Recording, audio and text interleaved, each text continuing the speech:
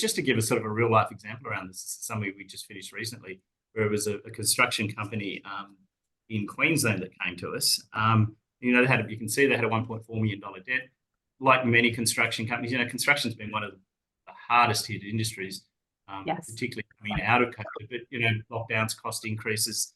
This company, like many of them, had fixed price contracts which were no longer viable, getting resource, staff, everything.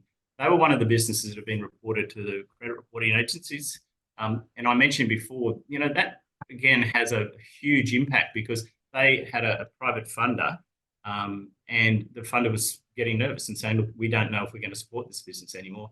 On top of that, they also, this was the one I was talking about, I mentioned before, where all their suppliers said, well, we're putting you on CAD. Now, most construction companies can't survive on CAD. They need payment terms and everything. So they were sort of in a really, really difficult place. And on top of that, you know, through their accountant, we were told that the ATO, in fact, when we spoke to the ATO, they said they're 5 minutes away from getting director penalty notices and then we're going to wind the company up. You know, obviously very stressful for the business and stressful for the directors.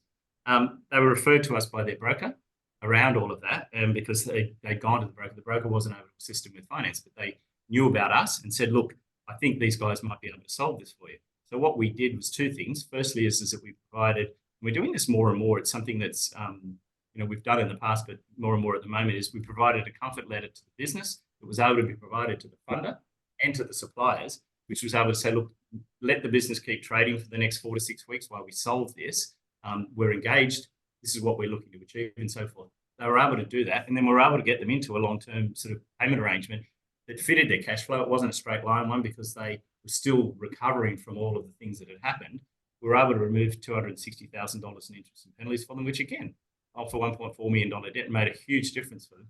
But most importantly, we got the credit agency listing removed. And the thing with this too is that, and you know, there'll be a lot of people who understand these sort of reporting things probably a lot better than I do. But you know, one of the things that happens around them is you get reported, and yes, you pay out the debt, but it sits there. Yeah, with the ATO debt, it's different. It was one of the conditions that the ATO put on providing this information. Once it's removed, it's actually permanently removed.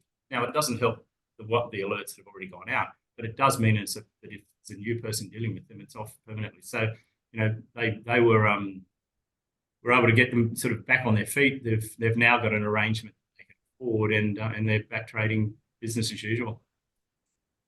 Fantastic.